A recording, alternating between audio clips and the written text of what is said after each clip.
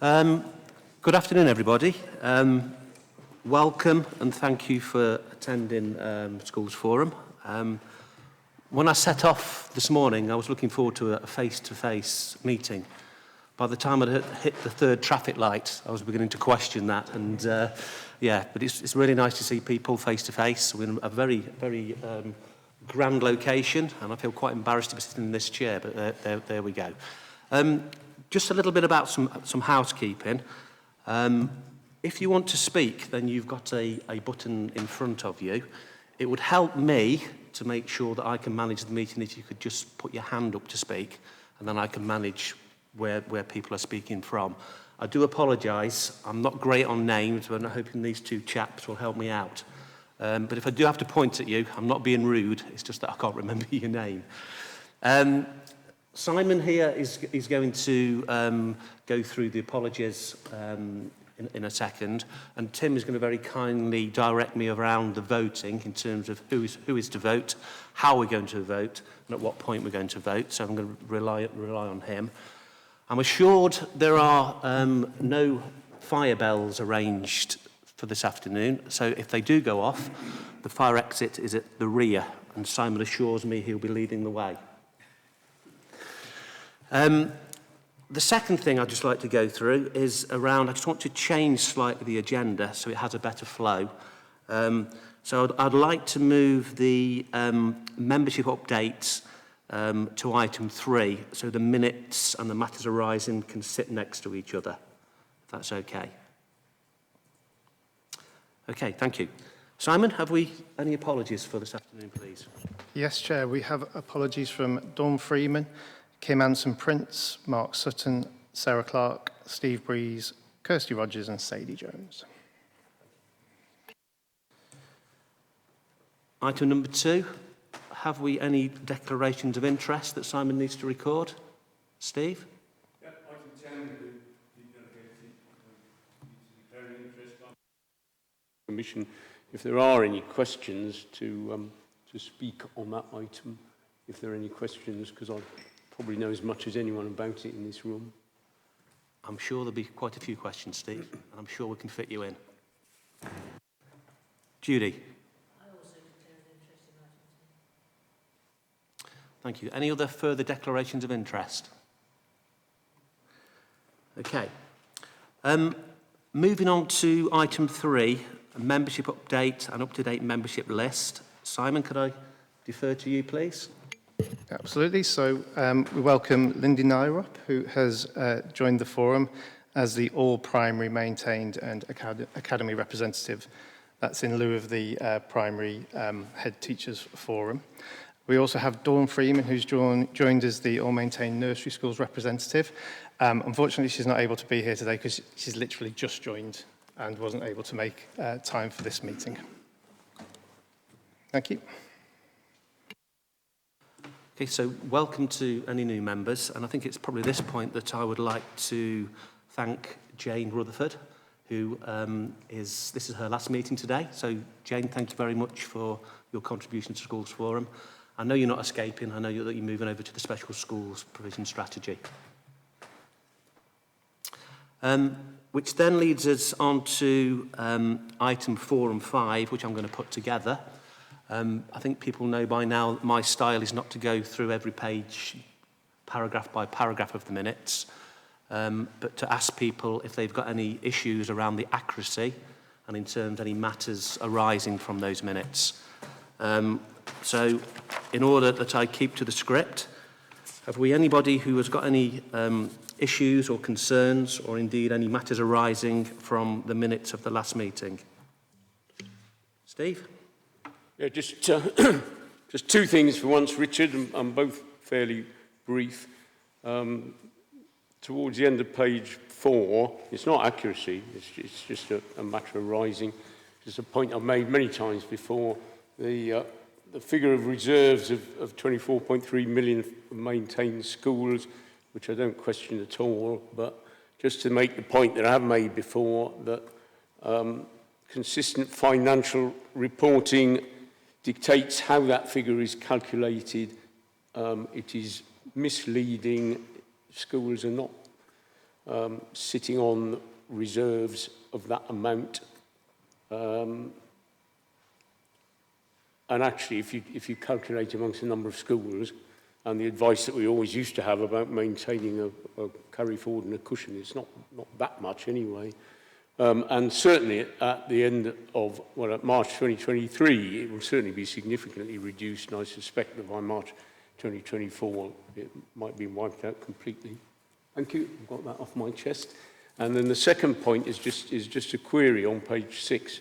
The minute on the education banding tool, could I just ask, because I probably should know this, but I don't, could I just ask who is now leading on the EBT at an operational level following Leslie Calverley's departure and retirement? Tim? Nope. Yeah, I'm just looking. Hallett's leading on the education banding tool now, Steve.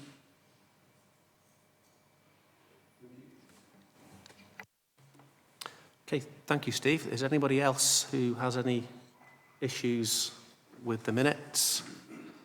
Any further questions around the last meeting's minutes? No? Are we all happy that they are an accurate account of them? Brilliant, thank you very much. Okay, moving on to item 6, which is any decisions taken by the chairman under delegated powers. There weren't any decisions made by myself under delegated powers. Item 7, notices of concern and licence deficit agreements. Alison, I think that's one for you. Indeed, yes. This is a report compiled by our Entrust colleagues regarding notices of concern for schools. It's for information report, no decision required. And the crux of this forum's report basically is saying that since the last forum, there's 2 new notices of concern that have been issued, one for Flash Lee Primary School, who have a deficit position and currently no recovery plan, and Moore First School, who have been unable to set a balanced budget for 22-23. And we've also got licence deficit plans in place for Fulford Primary School and St Leonard's Primary School, Stafford. And those schools will continue to work with our Entrust Schools finance team to engage to try and bring those issues into some sort of balance. That's basically the crux report. Okay, thank you, Alison. Any questions from the floor around what Alison had to say? Great, thank you very much, Alison. Moving on to item 8, which is the Primary Behaviour Support Services, the financial year 23-24. And I believe that is Debbie Nash, to feedback on that, please. Yes, good afternoon, everybody. So the Primary Behaviour Support Service, the recommendation is to agree to the continued de-delegated budget for the 2023. Debbie, could I be really rude and just interrupt you? Could you just bring the mic a little bit closer to you? Sorry. Perhaps you could give us a song as well. You never close your eyes anymore when I kiss your lips. Sorry. Shall I start again? That better? Right, the recommendation is to agree to the continued de-delegated funding for the 2023-24 financial year, and to the notes for the continued improvements and development of the service over the last year, and recommend the proposals for the following year. So during the academic year 21-22, the number of primary behaviour support requests in the maintained schools has decreased as the number of maintained schools has reduced. And the update from the last report to Schools Forum, the core support of the service is to offer schools support in effectively implementing the graduated response. The impact of the service, they have delivered additional support from autumn 2021. And one of the recommendations from the last forum was to deliver training to schools.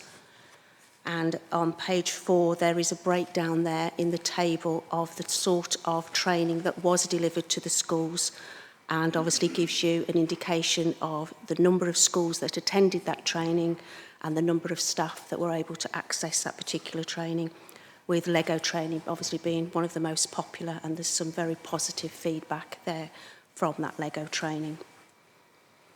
Recommendation 2 was to expand the rollout of behaviour audits, and they have worked collaboratively with inclusion officers to establish which schools would have benefited from that support and have offered them the facility of having behaviour audits, and that is obviously a voluntary offer to those schools.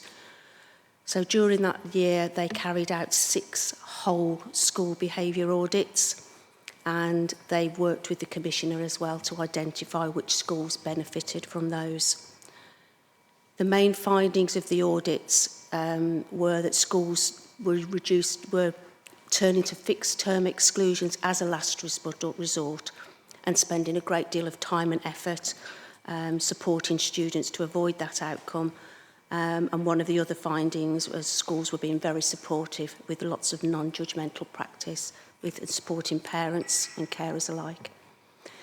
The main findings for development of the audits was the use of consistent and positive reward systems throughout the school, and the schools have fed back that they found the whole process of those behaviour audits a very fair process, very accurate and very supportive. Recommendation 3 was to expand the delivery of behaviour clinics, face-to-face and virtually. And this provided schools the opportunity to discuss several students during one consultation. And it gave the schools the opportunity to book a visit with the consultant, and they would meet with the individual members of the school and help them with the strategies supporting students with SEMH needs. The CENIS survey, 201 school visits were delivered, and 100% of the respondents rated the service good or excellent. And 98 respondents said that they couldn't have improved that delivery in any way. So during the academic year, they've used a range of methods. They've updated in the CENIS e-news, they've attended SEND and inclusion hubs throughout the county, and they attended 42 SEND and inclusion hubs in total that year. And there's some examples there in the feedback regarding that service delivery and a positive case study as well.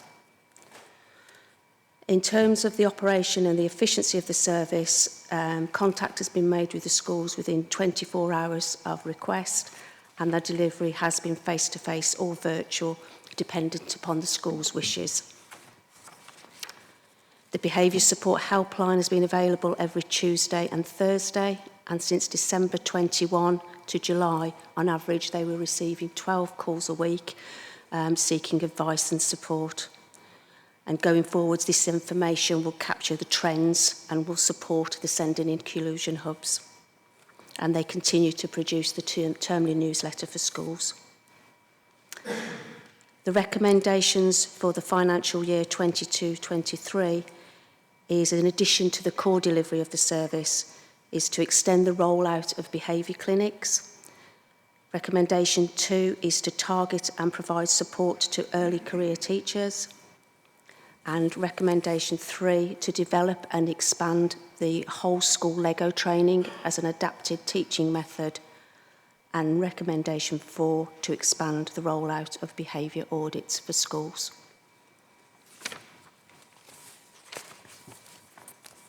Thank you very much, Debbie. It was a very comprehensive report. I'm going to invite comments from the floor. We're not going to vote at this particular time around the de-delegation for this particular project. We were going to do that within Will's report.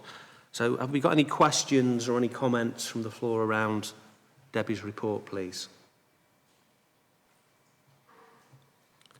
Crikey. Oh, I thought you were going to get off lightly there. Alison?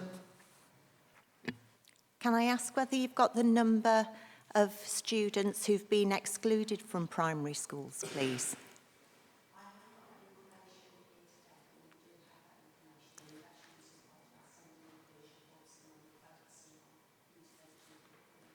I think it'd be useful if we could see what that figure is for academies and for maintained schools, and to view that alongside the number of referrals and the fact that the number of referrals is going down.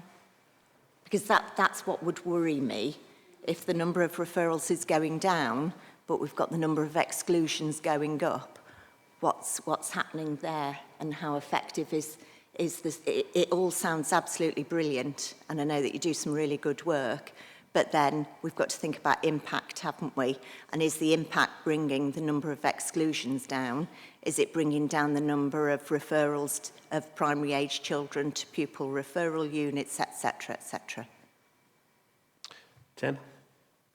So just a reminder for everybody, this is a report that's provided to, or the support is provided to local authority maintained schools rather than academies. So you just need to be clear that this service supports those maintained schools. And I think, again, just to clarify Deb's point in terms of the reductions was around actually the number of schools that were moving from maintained schools into academies, because obviously the service is a de-delegated decision. Debbie, in terms of measuring outcomes, is there any data around the number of exclusions in the primary schools, and any data around attendance, that the impact that the scheme has had? Is there anything that we can use that is measurable? I know your report is very good in terms of, you know, qualitative, but in terms of quantitative, is there any other data around there that could support, obviously, the service that you really value? We do have that data in a system that we call Power BI, where we can actually track, you know, on a district level what those figures look like.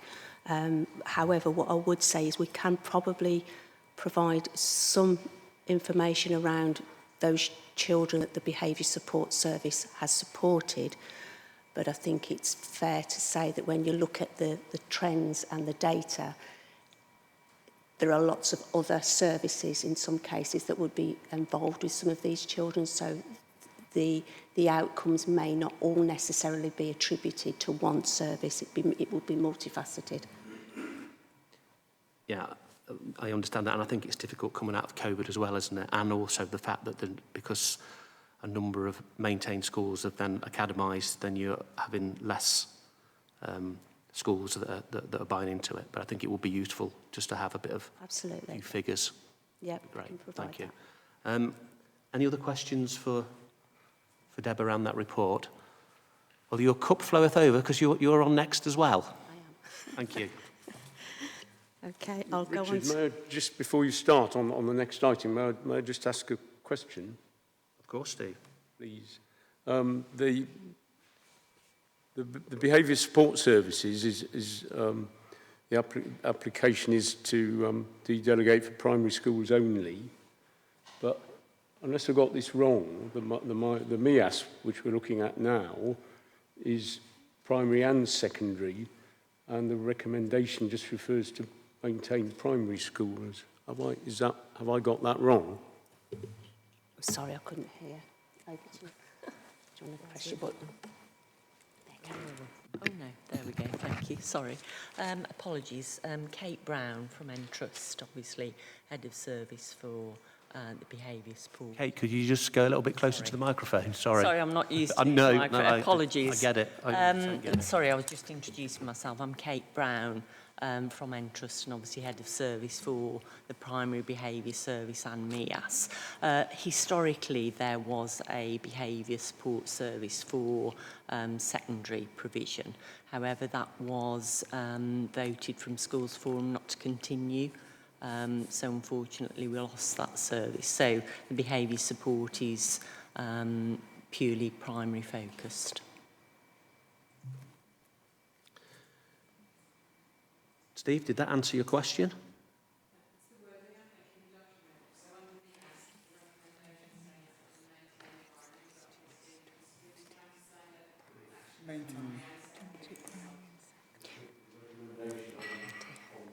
Yeah. Okay, so that does need... On the MIAS. It It is primary and secondary.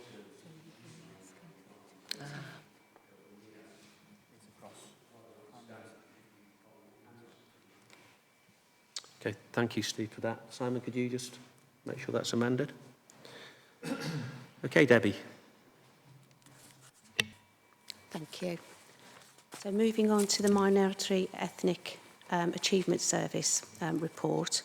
The recommendation there is for Schools Forum to agree to the continued de-delegated funding for the 2023-24 financial year and to note the continued improvements and development of the service over the last year and proposals for next year.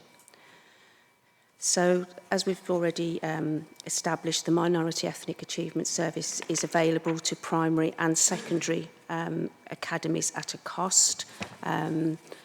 Maintained schools are divided into two categories in terms of who receives the MEAS. So there's the EMAG, the schools that receive the grant, and then there's this non-EMAG schools who can refer new referrals to the MEAS. All referrals to the service are systemically reviewed and allocated a caseworker based on the language spoken. And the consultant will arrange a visit with the school and will also support meetings with parents, which has obviously been noted as very useful when the team member speaks the home language. The number of referrals to MEAS have increased dramatically this academic year due to worldwide travel starting again after COVID, but also due to the political situation in Afghanistan, Hong Kong and the Ukraine. The figures in terms of the referrals have been included in the table, and there's also a comparison to show the number of referrals that have been received from academies and maintained schools. And the majority of referrals have come for children from Afghanistan and Ukraine, with a total of 79 maintained schools using that service to date.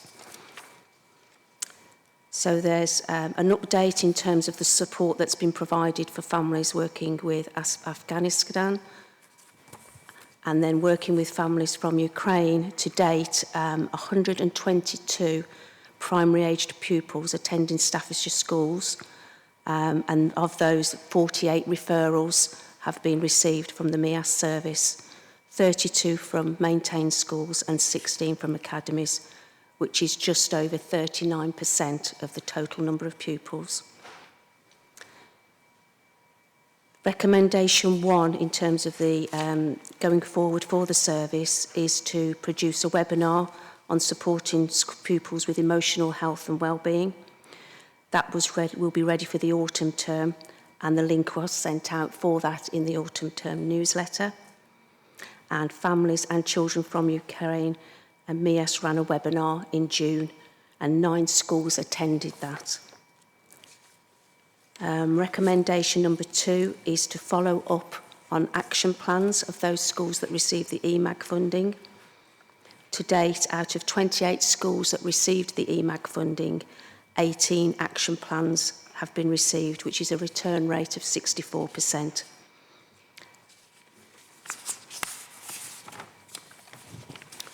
Recommendation 3 is to expand the difference and diversity workshops.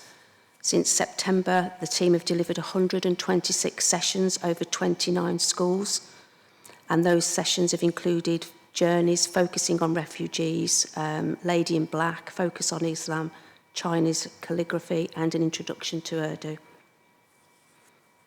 Recommendation 4 was to provide a MEAS support helpline, and that has been operating for 1 session a week to help improve accessibility to the service for schools. And that service started in May 22. To date, the helpline has received 6 to 8 phone calls a session, and the majority of calls currently coming in are those to support families with and children from Afghanistan and the Ukraine. Recommendation 5 was to provide MEAS support to the Afghan resettlement programme, and that support has seen 41 referrals made to the service. And obviously the additional delivery was the contact with the 28 EMAG schools requesting support around the data for the newly arrived pupils. The service has provided top tips for transition for schools. They've sent out information in the termly newsletter, and again, they're also attending the Send and Inclusion hubs. The recommendations for the 22-23 financial year is for the service to continue to deliver its core delivery.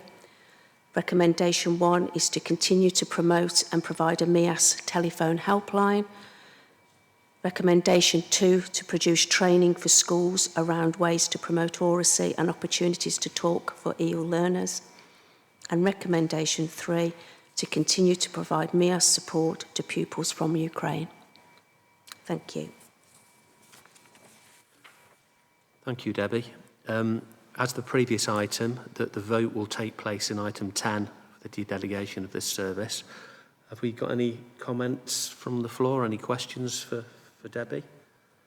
Just to remind ourselves that this service isn't just for primary, it's also for secondary maintained, as Steve quite rightly pointed out.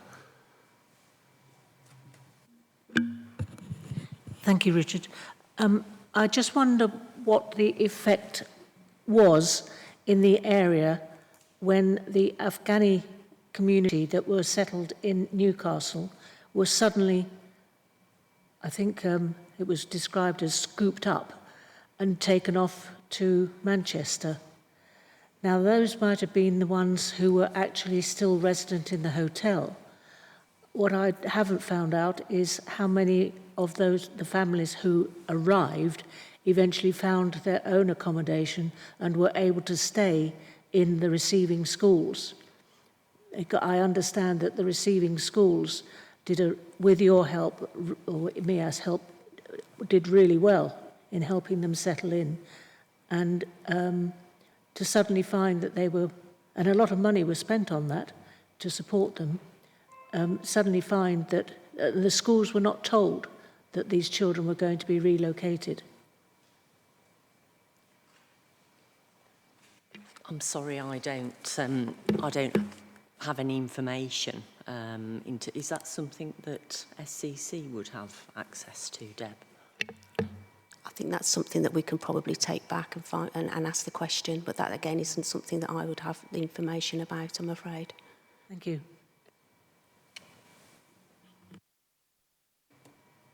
Thank you, Judy. Any further questions to Debbie? Kevin? Hi. Just from a financial point of view, obviously there's nothing in here in terms of costings and how much things have actually cost. And a lot of the things that have taken place in the last year have happened completely out of left field. You wouldn't have expected 48 Ukrainians to suddenly turn up on Staffordshire Schools' doorsteps at the beginning of this year. You wouldn't have necessarily expected to have had 41 Afghanis suddenly appearing either. So from a sort of budgeting point of view, obviously this is de-delegating money from the schools to provide the service. Is the money enough? Is there surplus? If there isn't surplus this year, has there been surplus in previous years? Because the amount of engagement this year is huge compared to previous years. So there's no, this isn't having a go at all. I'm like, from a financial transparency point of view, there's absolutely no way of knowing here whether the money that, and I'm not voting for de-delegation, so I suppose I can say it, but there's no information here in terms of, well, what am I de-delegating, how much am I de-delegating money for? I mean, I know how much the amount is that's de-delegated, but how much of that actually is being spent? Do you know what I mean? And is it enough? I suppose the argument to be it never is. Can I try and answer that? Sure, your eyes lit up there when Kevin said there's enough money. In terms of how we're commissioned to provide a number of support for a number of students. So I think currently the commission is around supporting 74 new arrivals. So obviously within that commission we look at any other spare capacity to then deliver the additional core delivery on top of the sort of pupil support, if that makes sense. I think in terms of the finance, that is detailed in the papers. Is that right, Tim? Yeah, sorry, put my microphone on. terms of the It's cost. in the kind of the delegated paper that we'll be picking up, yeah, in terms of the cost. Are you happy, Kevin, that Will picks up? Yeah, I was just amazed at how well your microphone's working, Kevin. I don't need to read it, do I? I suppose I'll switch. Okay. Any further questions for Debbie relating to that last item? Thank you very much. Which leaves us to move on to item 10, which is the school's budget 23-24 dedelegation, central expenditure and education functions. Will? Yes, thank you, Chair. This is the school budget 23-24 report, where we ask for funding to be retained centrally for VLA to deliver services on behalf of schools and early years. So if we go through the executive summary, the dedelegation services are the same services as in previous years. The historical commitments funding that we get in as an authority in the central block has been reduced by a further 20% from government. We're proposing to use the local authority, the local authority are proposing to use the Growth Fund to fund the NFF in full and to make payments as per the Growth Fund policy. Any additional underspend will be contributed towards the DSG deficit balance. VLA is asking for 1.9 million of early years funding to be retained centrally, and VLA is asking for approval of a provisional levy of £56.47 per pupil from maintained schools to fund education functions. So there's going to be 5 recommendations and 5 key votes, one on the dedelegation, which is on behalf of maintained schools by phase. The second is on the ongoing functions, the central block that we receive in, which is split into 2 elements, as historical commitments and the ongoing functions. For recommendation 3 will be on the use of the Growth Fund, and recommendation 4 is on the use of the early years funding of 1.9 million. And the final recommendation will be on the levy per pupil to fund the education functions. So dedelegation to start with. As a reminder, in paragraph 11, the dedelegation vote is for maintained schools members, and they vote by phase, and for phase, and the outcome of that vote is binding for all maintained schools within the phase. The paragraph 13 says the budget areas dedelegated last year are the same as set out in the table below. The insurance vote was taken a couple of years ago to go to the DfE's risk protection arrangement, and that will continue. The figures for that are not yet known. The actual figures for 23-24 will be finalised over the next few months, but these are provisional figures, and it's getting that principle involved. So that's kind of the answer to your previous question, Kevin. These are provisional figures and will be worked up. So the areas to be voted are in the table below paragraph 14. So at that point, if we can take a vote, do maintain forum members agree for these budget areas to be de-delegated for 23-24. Okay, so just in terms of, for clarity then, in terms of the vote for this is the those mainstream maintained schools members only. Now, there is some complications to that in terms of kind of looking at Chris, because Chris is the middle school's rep, and so Chris, you're included in that because you represent all middle schools, but middle schools are secondary, so it's a secondary vote. And similarly, Jane, again, as the forum rep, that you can vote on this. And again, I'm kind of looking at Lindy as well, because Lindy, you're there in that representation of the primary, in lieu of primary forum. So although you are a primary academy, you can vote in this aspect as well for the primary sector. Does that make sense? I think everybody else will know whether they're a maintained school or an academy school. Okay, so do you want to make the statement, Tim, and then we can have a show of hands? Or, Will, would you like to make the statement and we'll have a show of hands? Oh, sorry, Alison.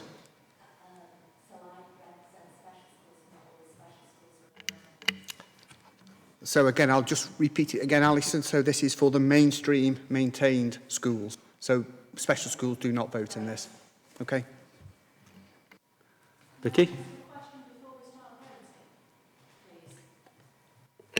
Do we know the amount, the figures for 22-23, so that we know whether the cost for these things that we've de-delegated before and are being asked to de-delegate again has changed, or is it the same cost as we've de-delegated before? So we've assumed in these figures an element of inflation for 23-24, mostly pay award inflation, apart from where we know we've got a contractual inflation within the figures. Those are assumed. If there's any other variables which will be picked up between now and the start of next financial year, those are the ones which, you know, will come by the time we actually set the budget. Are you happy with that, Vicky? Okay, Tim? Are you reading the statements out, Will, or am I? Yeah, I'll read the statements. So shall we take them all as a whole? Do maintained forum members agree for these budget areas to be de-delegated for 23-24? Okay, so we need a show of hands for those people for the motion. Let's give Simon a few seconds to count. And a show of hands for those people against the motion. Do we need a show of hands for those who are abstaining? Anybody sitting on the fence? Okay. Back to you, Will. Thank you. The next block is the Central School Services block. So we, as the authority, receive money from the dedicated schools grants in two tranches for this block. We receive the historical commitments and the ongoing functions, and we ask for that to be retained in two separate requests. So the historical commitments, paragraph 18 is the key one. The funding has been reduced by 20% for 22-23, which leaves an allocation of 1.3 million. We only ask now for the prudential borrowing to be retained, so that's money we've previously spent on capital spends and its repayment of that, of 924k. We can't increase that from previous years, so that still remains the same. Any remaining historical commitment funding will be transferred to the DSG deficit reserve. And then as a separate ask, which we have to ask for separately, the school forum approval is also required for the SEN transport budget of 250k, although that is funded from the high needs block. So the question here is, does the schools forum approve the use of all the historical commitments funding as set out above? Okay, so if I'm honest with you, struggling a little bit to hear you, Will, but I presume we are asking again for this second item for those people that are supporting the motion, a show of hands. Do you want to confirm who is? You can vote. Can you confirm who is then, Tim? Yes, please. Just for clarity this time, this is everybody that's a member of Schools Forum. So any member of Schools Forum votes on the Central Schools block. Including all of those representing academies? Everybody. So right, even if you're not representing... Alison, academies, you can put your hand up. And similarly, Okay, so if you could just make that statement again, Will, so we're perfectly clear what we're voting on, and perhaps you just get a little bit closer to the microphone, that might help my deafness. Thank you. Okay. Yes, so does the school forum approve the use of the historical commitments as set out above? So that's for 250k for the SEN transport and for 924k for the prudential borrowing, with remaining balance being transferred to the DSG reserve. That was much better. No. Yes, you can, Vicky, yes. Sorry, can I just ask a question before we vote? In terms of point 20 on page 36, are we being asked to fund that from the Central School Services block going forward, rather than from the High Needs block? No, it's from the high needs block. It's just that we have to ask you separately to fund that. And we can't increase that allocation. So that 250k has been 250k for a number of years, but we're not allowed to increase it, and we have to ask for it as part of this. But it does come through the high needs block. Okay. Kevin, was your hand up, or were you just very keen to vote? Okay. So at that point, those people that are in favour of the motion, could you show your hands, please?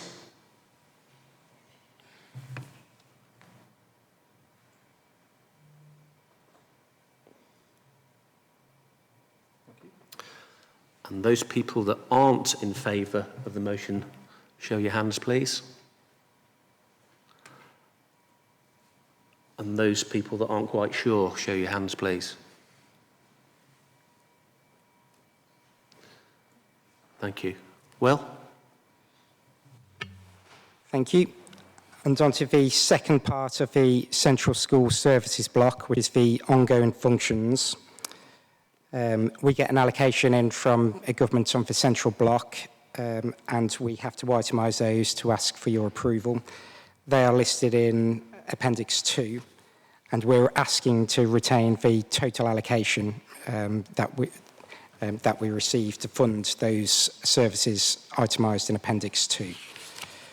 The total allocation is just over 4 million, and for services we estimate will cost just under 4 million, with the difference again going to the DSG deficit reserve. So the question is, do forum members approve the ongoing functions allocation in the Central School Services block to be used to fund these services? Okay, just before we vote on that, have we got any questions? And just before we vote on that, can we make it very clear, Tim, who's voting, please? again, every school forum member. So anybody that's a school forum member votes on this ask. Okay, thank you. So, those in favour... Oh, sorry, Kevin, you've come in at a late moment. Can I just ask, from the point of view of the amounts, obviously on this year it's 4 million, isn't it? And I noticed in 2023 it was 3.9, 22-23. So historically, is this figure going up year on year, which I totally understand because the function still needs to be given, but the number of schools is going down and down and down. So the number of schools that are maintained schools, or is it nothing to do with maintained schools and it's just about the function of servicing provision in... Yeah, these functions cover both maintained and academies.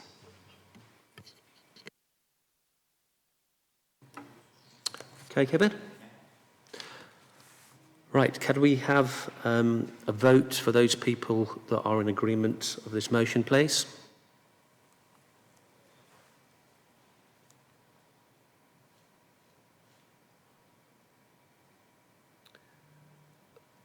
Those against? And those that are abstaining? Thank you. Thank you. Onto the growth funding. Included within this schools block allocation now is an amount for growth funding, which since 1920 has been formula driven. The formula allocates growth funding based on the differences between primary and secondary numbers on roll in middle super output areas of the local authority. and this will fluctuate year on year, so it's very difficult to estimate. For 23-24, we are estimating 4.3 million will be allocated to us through this funding factor. We're proposing to use it firstly to fund the NFF in full, which we think will cost us about £2 million, and then to fund the allocations as per the growth fund and infant class size policies, which we think will cost in the region of about 740k, and the remaining unspent balance will be transferred to the DSG reserve. So the question here is, does the Schools Forum approve the continued use of the growth funding allocation as set out above? Okay, so before we take the vote, are there any questions for Will? Can I just ask, just for clarity, is this notoriously underspent, the growth funding? Because there's always a reserve transferred. Is that intentional? Yes, it is intentional. So when the funding factor was formularised in 2019-20, it was we got more money than we needed to fund the NFF and the growth fund. Because it is based on in-year census, it could fluctuate from one year to the next. The danger is if you put that into a base budget, you might not get it for next year, which gives you a funding problem for next year. And to aside to that, we've got a DSG reserve in deficit, and this was a way of contributing some money to that. Okay. Oh, Judy. Sorry, excuse my ignorance or naivety, but what is a middle super output area? One for you, Will, that one. I'm glad you asked that. It's a geographical area. It's a very localised geographical area to measure census changes within a very local areas to see if there's going to be a growth issue in schools. How can we find out which of those geographical areas the schools might be in? If the government publish what the middle super output areas... It's done nationally, is it? Yeah, it's done on a national basis. Okay. Yeah, it's not a Staffordshire thing. It's a No wonder I government-led didn't thing. understand it. Okay, thank you for that, Will. You did well there. Tim, can you remind us, please, who's voting? Yep, straightforward again. It's anybody that's a Schools Forum member. Thank you. So those of you that approve of the motion, show your hands, please.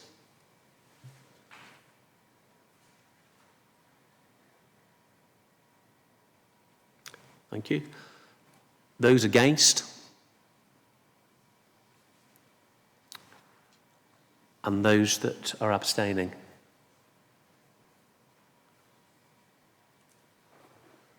Thank you. Thank you.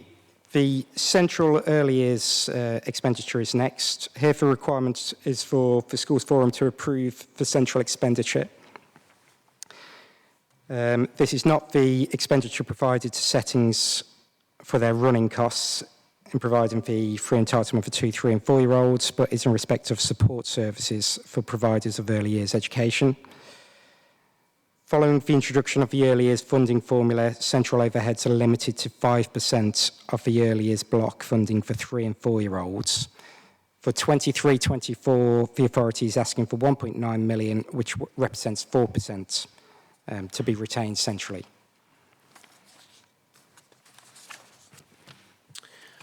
The 1.9 million funds statutory functions along with back office admin and overheads. The statutory functions include collection and submission of early years foundation stage, profile data, quality liaison, and business support and market development. So the question here is, does the Schools Forum approve a proposed level of central funding services for early years provision? Okay, again, before we take the vote, I can see that Philip's put his light on. Yeah, hi, Will. Sorry, I'm sitting behind you. Philip, could you just try and get a little bit closer to your microphone? Sorry. Yeah, we very much appreciate that it has been held to 4%, obviously 20% below what it could have been. So that's really good. My question is, will we be able to participate, or a group of us be able to participate in how that's sectioned up, as we did last year and I think the year before? So we had a session last year with the for rate setting, which I think was useful. And if you think that was it would be useful again, it's something we can look into set up. I mean, it could be virtual, obviously. Yeah, I think that's something we can look to set up. Yeah. Thank you.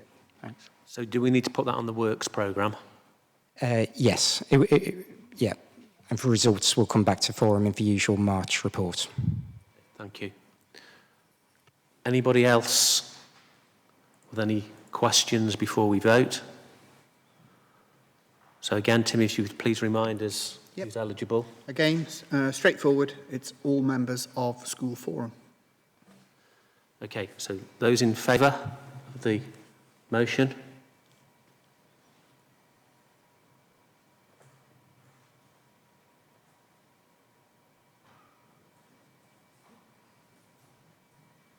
Thank you. Those against?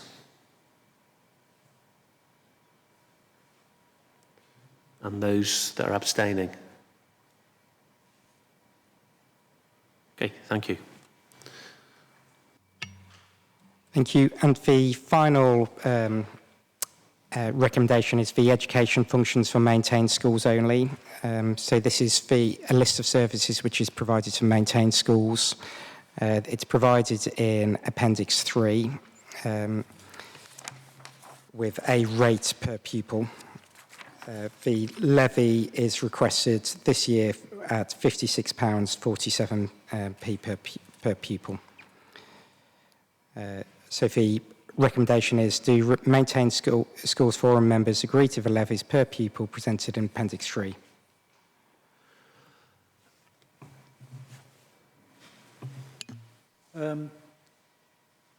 The increase, the majority of it is down to asset management. Is there a reason?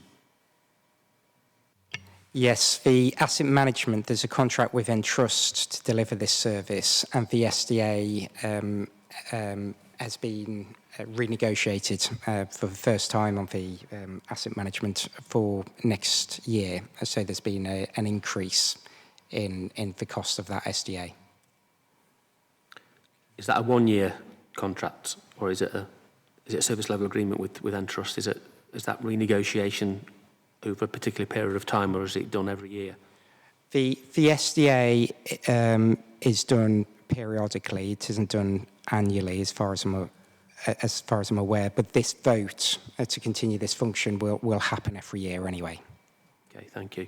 Again, before we vote on this, are there any other questions from the floor?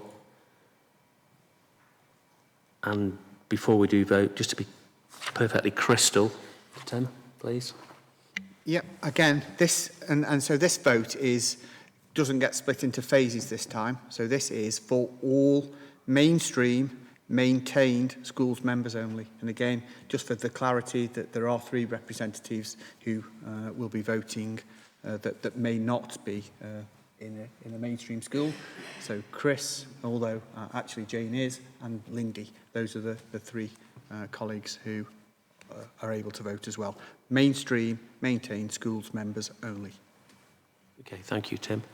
So those who are in favour of supporting the motion, a show of hands, please.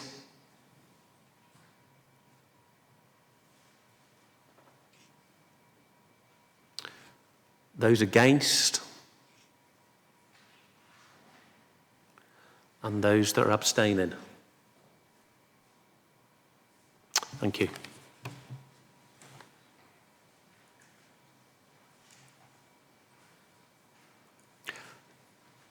Have you finished well?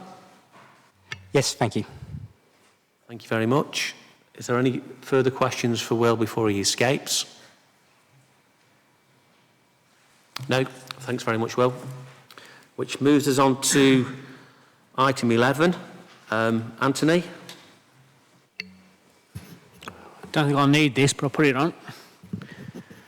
I'm wondering whether I should get Will to present this report, actually, because you're all so supportive of his asks. You'll all have our make in 20 minutes.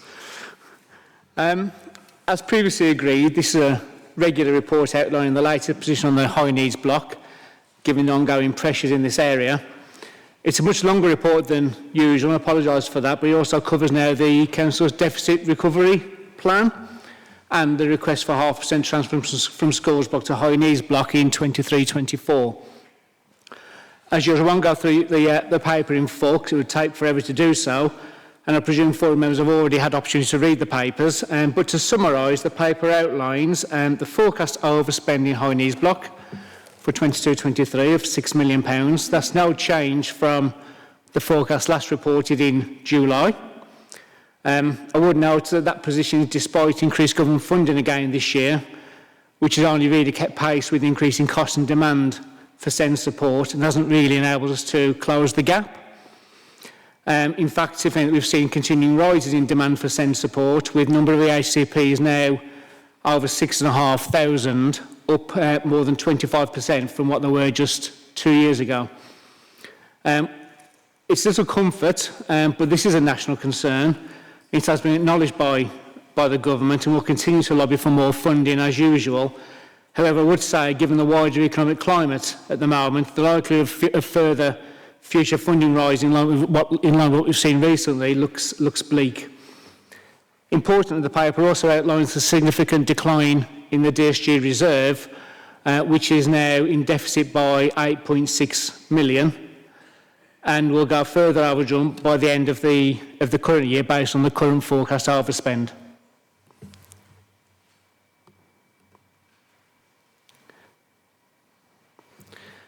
Going forward, it's likely the government funding rise will slow down compared to what we've seen in recent years.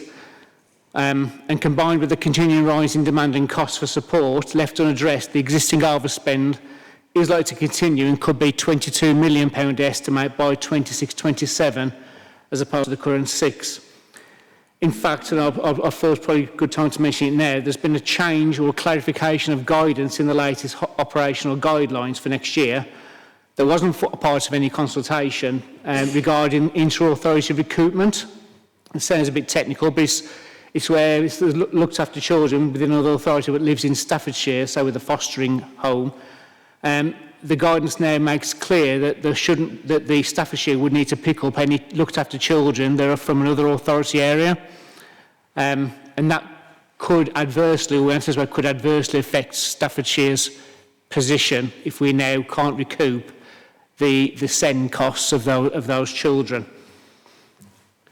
If this comes to fruition, and I fully expect it will, it would see the accumulated DSG reserve deficit increase exponentially over the next few years to between 75 million and 100 million by 26-27. Some authorities are already in that position, people like Devon, and it's no exaggeration when I say this is the largest financial risk to the council and education services that we currently face. Given that we are now officially in deficit, and we are required to take action through a deficit management plan to mitigate as far as possible the overspend in this area.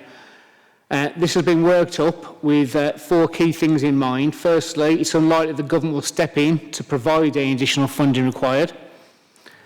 The council is prevented from using any of its own general resources to support this area and couldn't afford to, even if it were permitted. The transformation plan which we've put in place through the district hub model is still early in its rollout and is unlikely to deliver any significant gains for several years yet.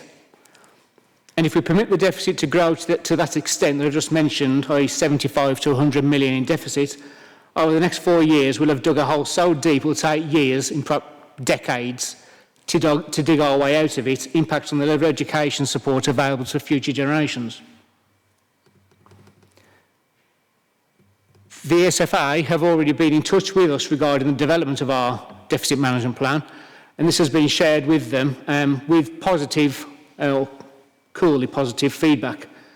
We've used their recommended template, but unfortunately that's very complicated and cumbersome and inappropriate to share in a forum like this. However, the report does summarise the key themes and actions within the plan, including a review of specialist provision to ensure there is sustainable provision across the county that meets current and future needs and demands. Over time, and with capital investment and early intervention, it is our strategy to increase the number of children and young people with the HCP who access mainstream education, wherever possible within their local community, and if appropriate, with specialist support. To provide additional capacity within our specialist sector for children and young people who require a more specialist tailored provision. And thirdly, to reduce reliance on the independent specialist provision.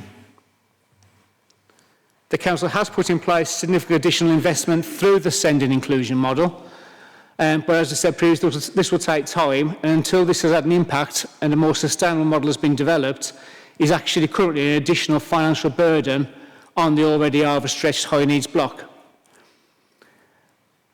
We will also therefore review any non-statutory spend and policies that could achieve more immediate savings or bring in additional resources and contributions. Which brings me nicely to the final part of the paper and the outline proposals for the 0.5% transfer funding switch next year from the schools block to the high needs block as permitted under the DfE guidelines, and will be equivalent to around £3.1 million. This is a key part of the deficit management plan. The Council has consulted with our schools and on this proposal, and this is attached to Appendices 2 and 3 to the report, for consideration by Schools Forum. Understandably, given the shared pressure that we're all facing at the moment, the feedback is against the transfer, although admittedly on a relatively low response rate of just 25%. Also, whilst we make this request with heavy heart and recognise the financial difficulties also faced by our schools, this is the most sensible and prudent course of action at this time, and we recommend therefore that Schools Forum vote to approve the transfer. Happy to take questions. Thank you, Anthony. The report is massive, isn't it? And it takes some tracking down when you're trying to listen to Anthony. Kevin? Yeah, there's just a few things. I read this with great interest because obviously, you know, it's the elephant in the room, and it has been for ages. On page 56, where we talk about the various things that the local authority wants to do to try to reduce the deficit, and it talks about increasing the number of children in mainstream and additional capacity in the specialist sector for more complex needs, which is a logical thought. Let's reduce the independent sector by increasing the specialism, and the only way of doing that is by creating capacity within the special schools by creating more space in mainstream. I understand the theory, I understand the process. The bit there isn't in there is how many of the children that are in special schools are not from Staffordshire. And the information isn't there. Now, I know it's a significant number. So, those children aren't going to go anywhere. Now, I would be arguing that actually, if we can get our Staffordshire children, who really need special school, into our special schools, before the other local authorities jump in and get them ahead of us, then actually that would create capacity within the system to actually reduce the demands on the system straight away. But that's not included in the report at all. It doesn't talk about children from out of county coming into our special schools. And I think it should, because that's one area that we could perhaps work on. The other aspect of this is your 0.5%, which conveniently adds up to the same amount of money that you're putting into the hubs. Which was coincidence, I know, but you know, there you go. From somebody who's actually actively working in a hub and sharing within a hub, it seems to me that I'm doing that for nothing, and my school is releasing me to do that for nothing, and now you're asking me to give 5.5% and actually pay you for me to do something for nothing, which, you know, doesn't sit well. Really. I understand the challenges and I understand the pressures, and I get that, but But to ask schools to give 0.5% so that you can then pay for something that actually you've decided that you're going to pay for as a policy to actually reduce your deficit seems, well, it doesn't sit well with me, let's put it that way. The other bit, which is a point of clarification really, Ant, if it's all right, it talks on page 57 about there's been a significant increase in the demand for support for early years, but it doesn't say how much and it doesn't say in what way,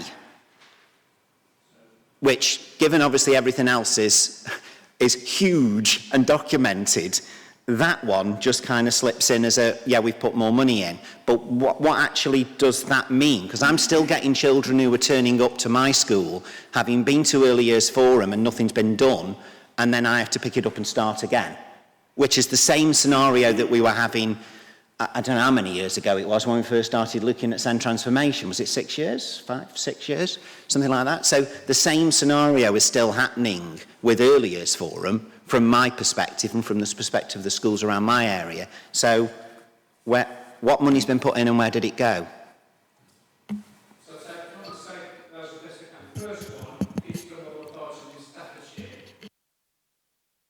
Seeing what we can do, or Hallie, to regard what we can do about that. I know it's to a degree out of our control because you can't prevent those children coming in. So we can't be elective in choosing Staffordshire children, I believe. But Hallie will probably have a...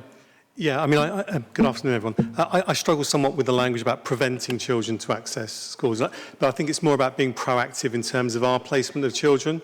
And what we've seen this year is a significant increase in the rate of phased transfer requests. So the point at which we're transferring children from key stage to key stage. I'm just looking at the data now. In February of 22, we'd done about 8% of our phased transfers. We should have had 100% by February. At this point in time, we're at 19% already. So we are proactively seeking those places, and family practitioner leads are meeting with our special schools en masse in some occasions to get the kids on the table as an option for transfer and get in as quickly as we can. What I would say is that there's a bit of an urban narrative out there around, non-Staffordshire kids taking our special school places. Now, I think that might be slightly over-egging it somewhat. We do have a percentage of children from other local authorities, particularly on some of the border schools. And you'd imagine, with bordering Derbyshire, and this is a national and regional issue in terms of the availability of special school places. But what I would say is that we are doing everything that we can to proactively manage the phased transfers so that our children have got a place identified early, and that will enable them to have good transition in the summer term. That's got to be the aspiration. I think what's more concerning for me is the move that Anthony was talking about in terms of children who are looked after to other local authorities who are living in Staffordshire. That's going to present us with a significant challenge in terms of managing demand, because I think a lot of our southern counties are very happy to place in the Midlands and in the north. And I know that in the meeting I was in a regional meeting, colleagues from Shropshire and Herefordshire were head in hands around that particular move, because they're a net importer of kids who are looked after. So what I would say to you is I'm fairly confident that we are well ahead of the curve in terms of our phased transfers, and I'm confident that we're doing all we can in that respect. I guess just in response to that, Alex, and I totally understand and accept everything you're saying, and the children coming from out of county, if they need a special schools place and our special schools are the best places, then that's indeed where they should be. But later on in the paper, on page 58, it talks about us needing to get in line with national averages.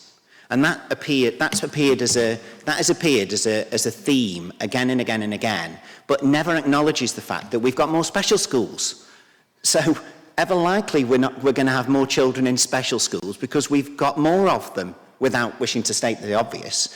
So the idea that we need to get in line with national averages in terms of number of children in special schools really is a bit of a nonsense, because actually we're always going to have more if we've got more special schools. No, absolutely. It's a multifaceted issue. What I would say is it's percentage of children with an EHCP in special. So clearly, if we've got more special schools, there are more places. Yeah, but that's the same scenario, though, isn't it? I mean, you're right. You're talking percentage of children with EHCs, but let's say you've got 200 children with EHCs and you've got special schools that take 150 places, then you're going to have 150 children in special schools, aren't you? Because you're not going to have your special schools empty because they exist for those children. I mean, I would, I mean, I think special colleagues in the, special head colleagues in the room would probably say that we're unlikely to be in a position where we've got unfilled spaces in our special schools. But what I would say is that, in my estimation, we've got to put a better offer on the table for our children, which is more than the binary mainstream with support or special. And that's why the strategy for special provision is looking at enhancing provision. And we've already got a good raft of enhanced provision, but we need to develop that with pace so that we've got much more spread of provision, more options for our children and our families, and better support for our mainstream schools in terms of enhanced provision in their locality. So that's the direction of travel for the strategy for special provision. But absolutely take your statistical point about if you have more special schools, then it's just a bit frustrating. It's just a bit frustrating that you read that as part of the narrative every single time. Every single time that this comes to the forum, it's part of the narrative. We need to be more in line with national averages. When actually, really, that's a bit of a red herring in this scenario. I totally understand why you're requesting 0.5%. Totally understand that. But if you're trying to predicate it on the fact of something that actually really isn't applicable for Staffordshire because of the number of special schools we've got, then that feels a bit disingenuous. It's not intended as that. But that's how it feels, because actually, really, that isn't applicable. Okay, so it sounds like there needs to be further analysis on that data to make it more valid. Yeah, absolutely, yeah. And a breakdown of the breakdown of other areas, and even a comparison with other areas that have got similar numbers of special school provision as we have.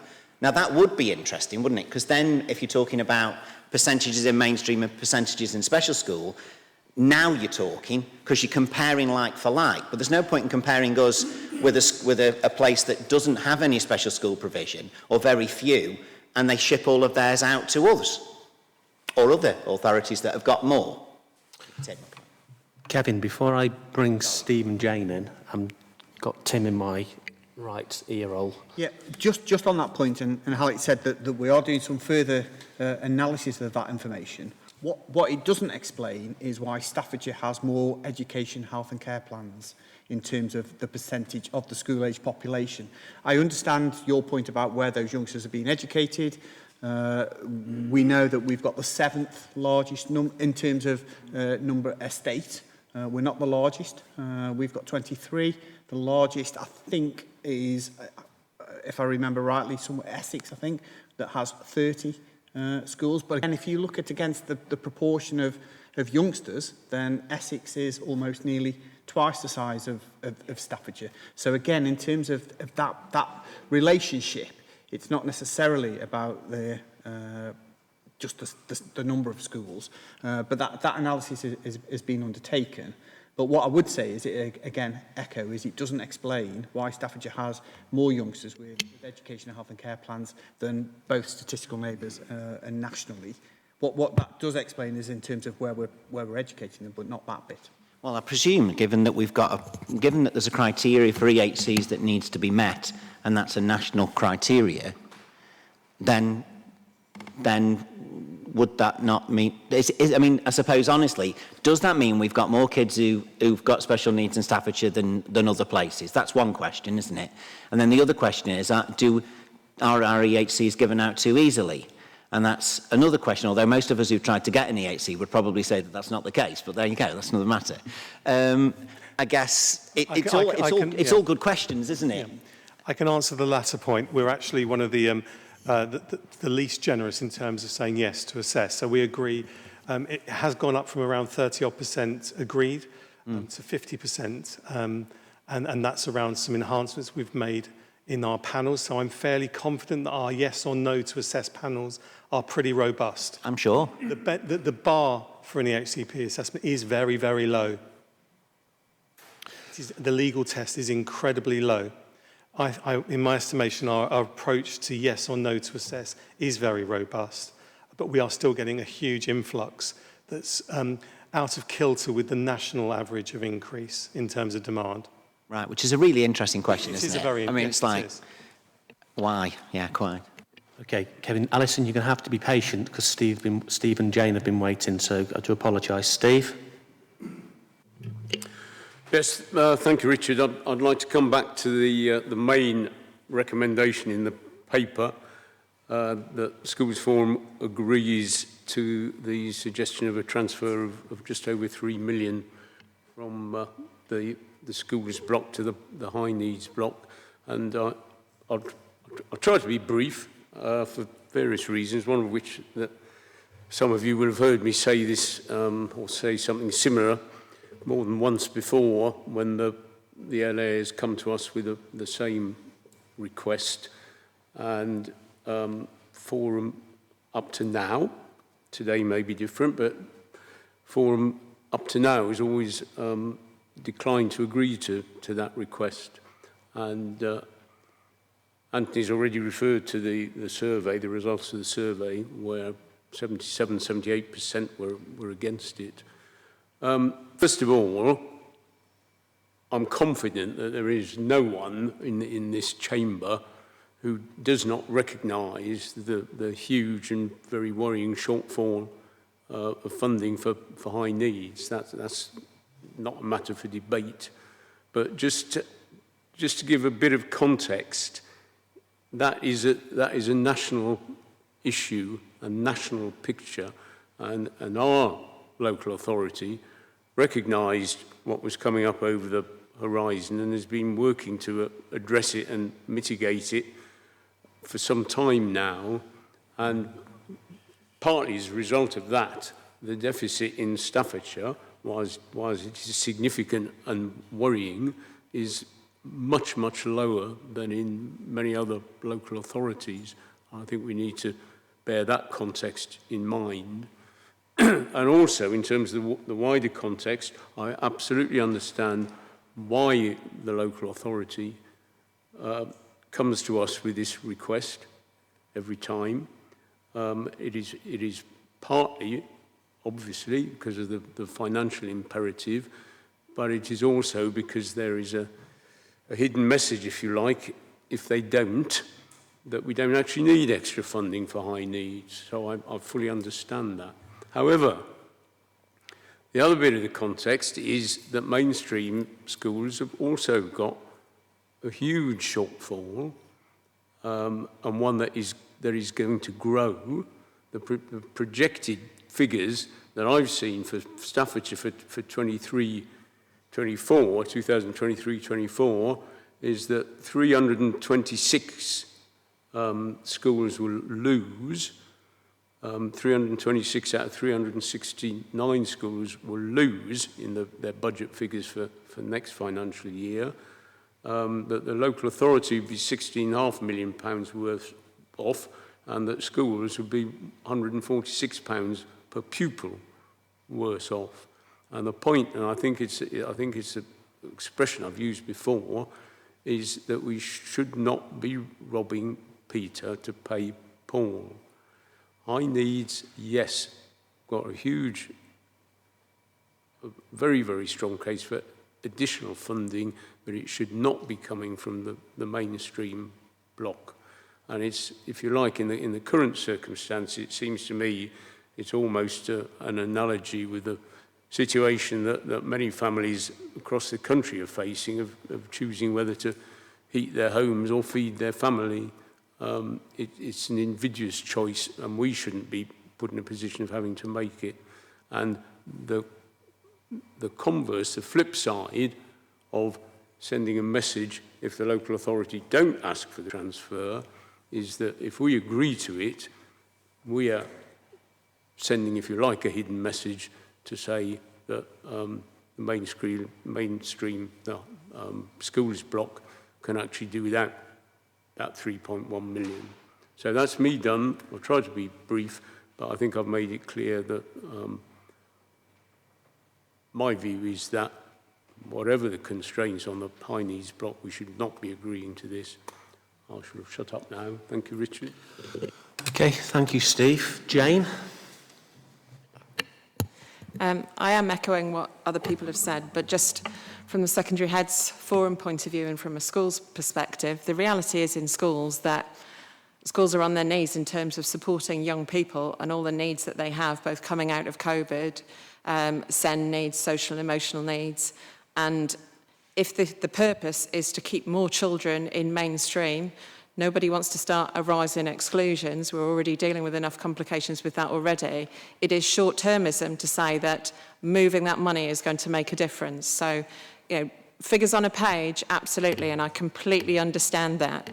The other side of things is that we've been talking about transformation for a long time. You know, I've spoken about it in here before.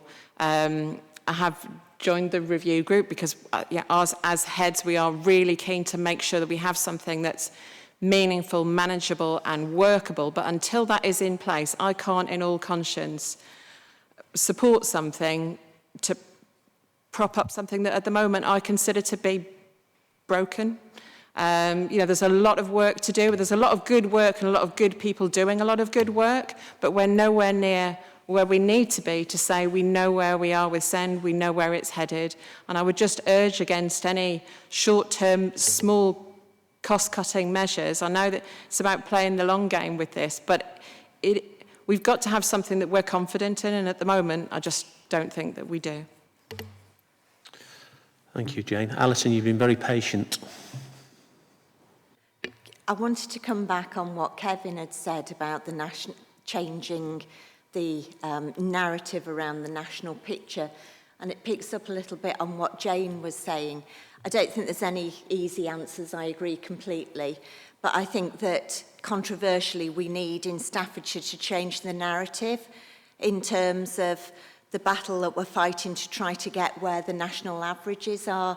I think actually being different to the national averages is an advantage. In Staffordshire, I think we're more proactive in recognising our students' needs, which is why we've got higher numbers of students with the HCPs. I think we're more strategic in our thinking, recognising that we need a range of special schools, which is why we have the number of special schools in Staffordshire and why we have so many local authorities sending their students into our special schools. And I think that we need to be more vocal in celebrating both the quality of the education for our students in special schools and the impact that they have on those young people and their families. And I think that that's the narrative that we should be putting forwards rather than trying to meet the national average when we know on the national bodies that I sit on that families are crying out to have their children assessed. Many other local authorities are doing far worse in those areas. Thank you. Thank you, Alison. You've gone back to the previous argument. And again, the argument that you brought up, Kevin, around having 23 special schools is a debate I've had with Tim on numerous occasions around how driven are the local authority by the demands of the DFE in terms of data and statistics. And are they courageous enough to push back on the DFE around the number of children that are in Staffordshire special schools that I would agree, wouldn't I, in my position, that should be celebrated. And that's a question I would ask you, Hallett, how courageous are you around pushing back on the DFE and actually holding up Staffordshire special schools as being an example of good practice when all of them, apart from one, I think, are either outstanding or good? So it'll be an interesting answer from you two guys. Sorry, yeah. Just ask for a bit of clarification on this looked after children new item. Is this where the children are actually living within Staffordshire but being educated in another local authority? Or it's where there's a looked after child within a, say, a London authority, and they put them out to fostering within another area, like one of the Shire counties, that therefore is mainly resident in Staffordshire. Right. Previously, if that child goes to independent school in Staffordshire, that school's been billing the Barnet authority, whoever it is, directly. Sometimes they bill Staffordshire and we recoup the money from Barnet. But it's about £7 to £8 million worth that we don't stand the cost of. Right now, according to that guidance, I say there's a risk that some of those authorities will look at that guidance and say, actually, I looked after a child who's now living in Staffordshire Town Centre, going to that independent school there, and according to the guidance, Staffordshire should be picking up the bill, not Barnet. It hasn't been that practice up to now on the ground, but this guidance has tried to make clarification of how the government think the system should work and bring on this recoupment. Unfortunately, the quid pro quo of that, as we looked at the basic numbers, we've probably only got about £1 million worth of looked after children where we've fostered outside of Staffordshire that we could quid pro quo make a saving on. So that's the net £7 million. Now we need to look at it further, and I'm not going to go fishing for those other authorities to say, have you seen this guidance here? And I don't even really like talking about it right now, but there's a risk that that is where it's going to go in the new, following 23-24 forwards. Well, that 7 million is a significant amount, isn't it? Yeah, and it comes out in the report. That's the difference between 75 and 100 million. Except all of a sudden my overspend goes up by 7 million. And I don't think it will on day one, but I think as the system stabilises, there's a risk that that will start to impact. And it goes against as well. It's a perverse policy if you follow that through, where you only looked after children, you'd be financially better off sending them away. And that's an issue that Hallie's and team, I think, have already gone back to the government raising issues. Do you want to pick up on that, Tim? Because you have fired off an email, haven't you?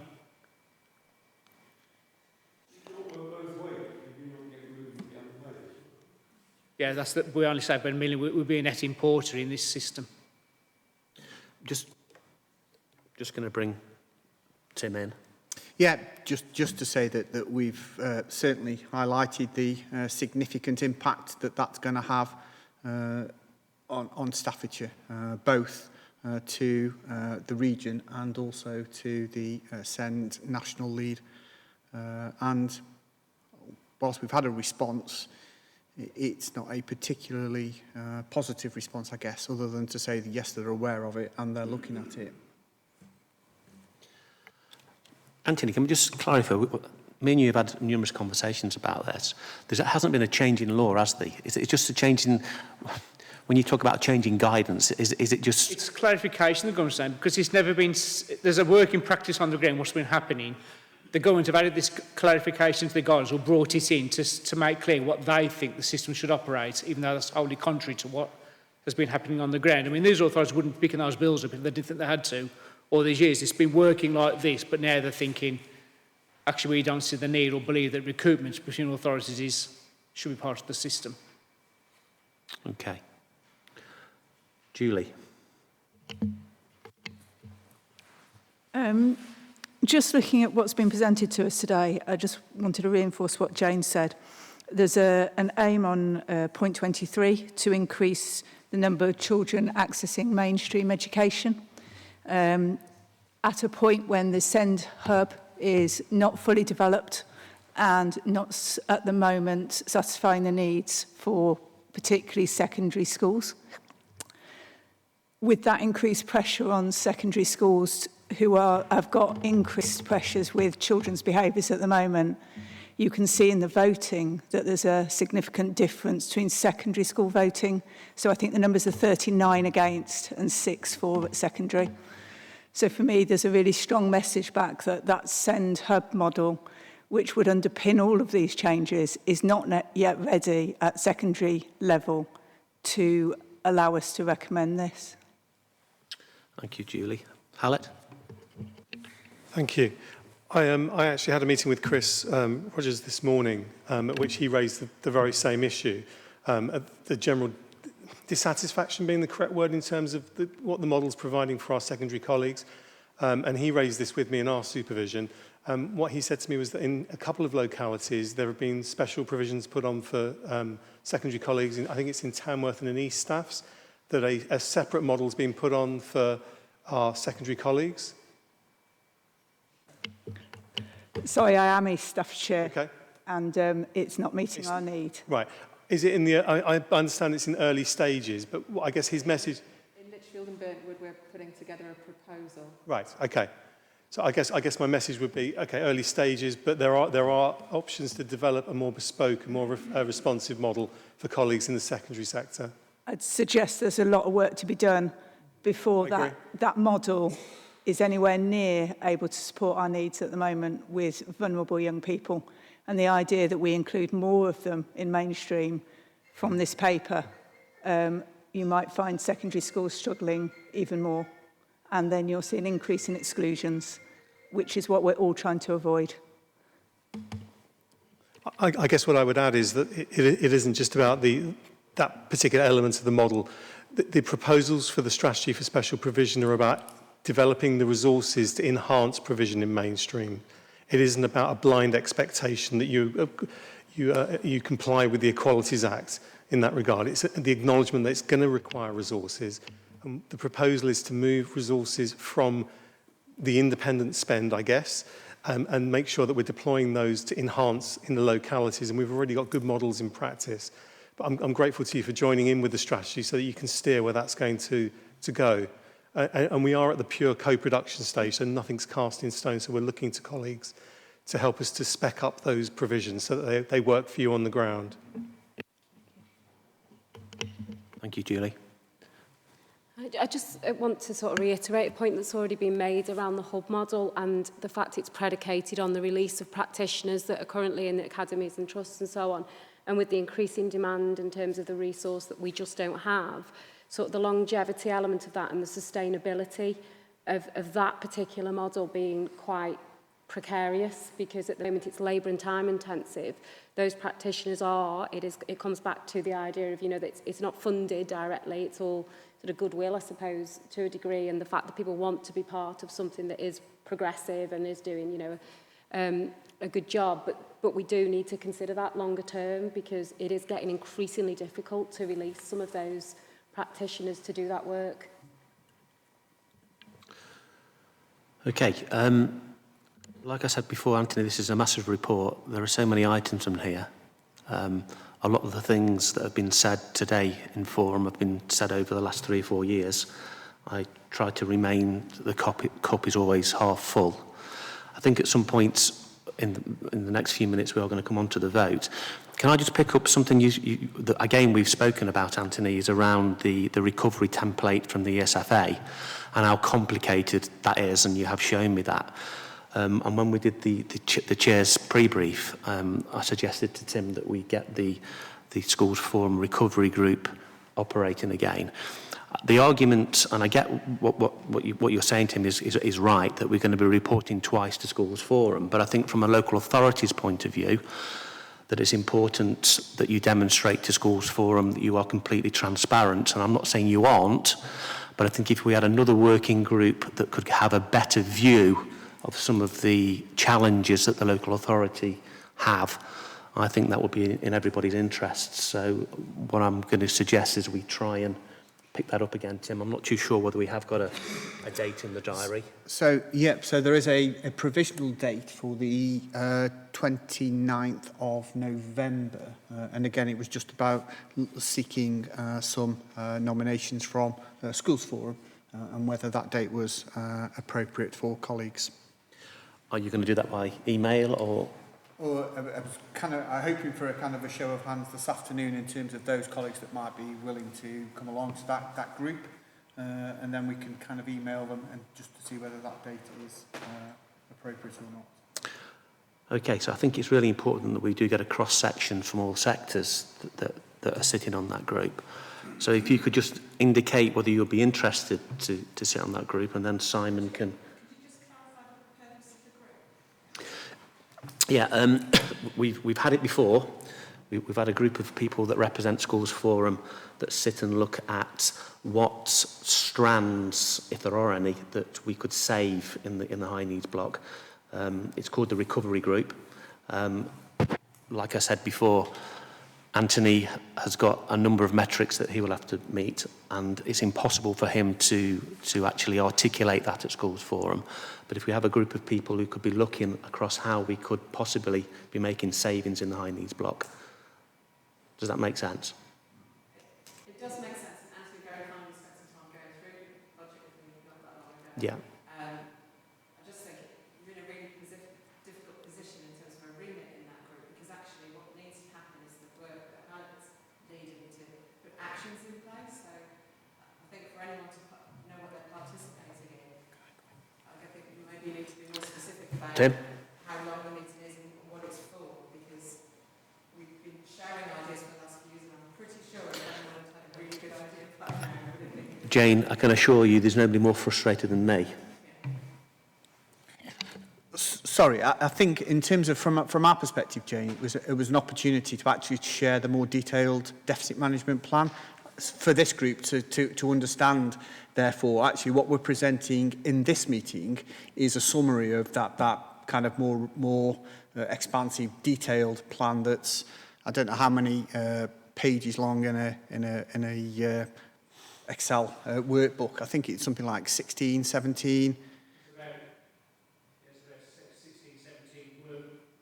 Sheets. Each one probably 100 rows and 40 lines across. An absolutely massive, expansive piece of work to complete. Some of it not even relevant to money. It could be analysed in the back end next to 20 grand, whereas the big numbers each time. Independence, you're looking at the £20 million in those spaces. I don't really see the value of sort of analysing the back end of some of this. I think it's, Jane, it's more of an awareness group. There aren't any decision-making powers with the group. There aren't any influencing powers. I think it's more of an awareness group. Probably be equally as frustrating, but it's an awareness group. So, yeah. So can we just see a show of hands for those people who were possibly again, at this point? I'm just going to apologise. It's the 28th of November, not the 29th. I did say 29th, didn't I? But when I looked at it, it's okay. So the 28th. first one will be the 28th of November. Have we got a show of hands for those people who would be interested in sitting on that group?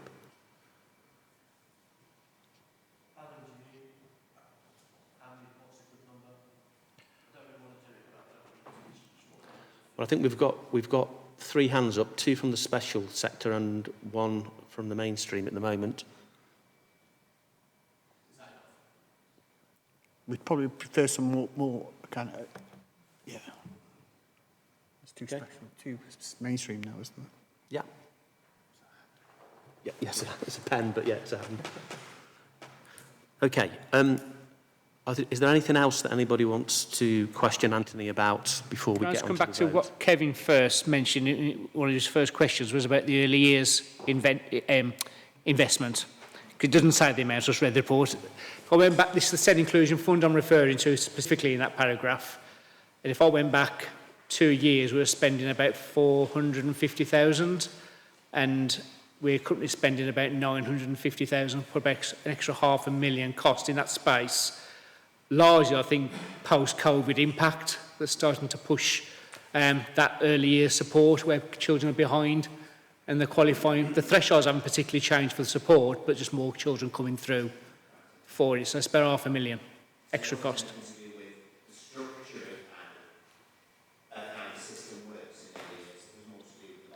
Volumetric, yeah. I think the threshold changed a bit in there, but not a lot, and not to the £500,000 tune. Will? Thank you. I've just returned to the 25% increase in EHCPs in the last year. Do we know how that's split across secondary, primary, early years? I ask because, from a secondary point of view, the longer it takes to identify need, the bigger the impact in terms of cost and actually whether those children can stay in mainstream education. And for me, I'd like to sort of see and hear that it's increasing in a larger proportion at primary and early years than it is at secondary, because that sounds a bit like firefighting then. Okay. Okay, thank you. Any other questions before we look at the switch vote? I'm a bit disappointed that there's only Alison and myself here from the specialist sector, but that's how it is. From my point of view, coming from the specialist sector, it was interesting to hear your summary, Steve, in terms of robbing Peter to play Paul, and I take everything that my mainstream colleagues have said. From my point of view, all children that are vulnerable, those requiring extra inclusion needs, and those indeed with special educational needs and disabilities, are everybody's responsibility. So I'm going to pin my colours to the mast of voting for that switch, as you would probably expect. Is there anybody else who would like to comment before we take the vote? Okay, so the way that I want to do it, Anthony, in a second I'm going to ask you to make the statement, but before that, Tim, could you just clarify again, please, who is voting? We've got it completely right. Yeah, as I see it, it's all members of Schools Forum vote on the 0.5% switch. Okay, lovely. So, Anthony, could you just give us the actual statement, please? Okay, the recommendation, the Schools Forum agrees to the 0.5% transfer from Schools Block to the High Needs Block in 23-24. Okay, so all those in favour of the switch? All those against the switch? And all those who don't know? Okay, thank you. Anthony, have you finished with your report?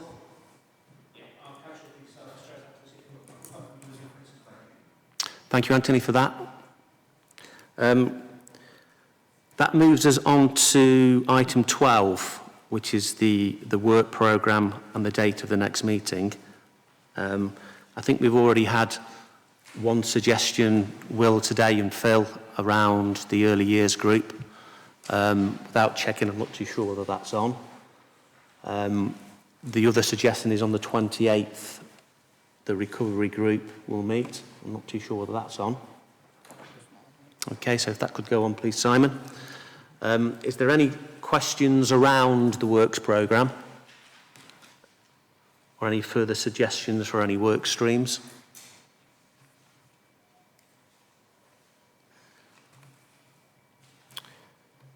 Okay. Yeah, I was just about to say this is one of the few meetings that I chair that there isn't any other business on the agenda, but then Tim. No, I was just going. Sorry, Ant. I was just going back to the decision not to support the 0.5% switch, and again, just to clarify that we will still be applying to the Secretary of State for that switch. So that again, I'm sure Steve would have probably wanted to ask that question, but we will be asking the Secretary of State to make that decision, as Schools Forum haven't supported it. Okay. Before I close the meeting, is there anybody else with any comments from the floor? I'd like to finish as I've started by saying thank you for everybody.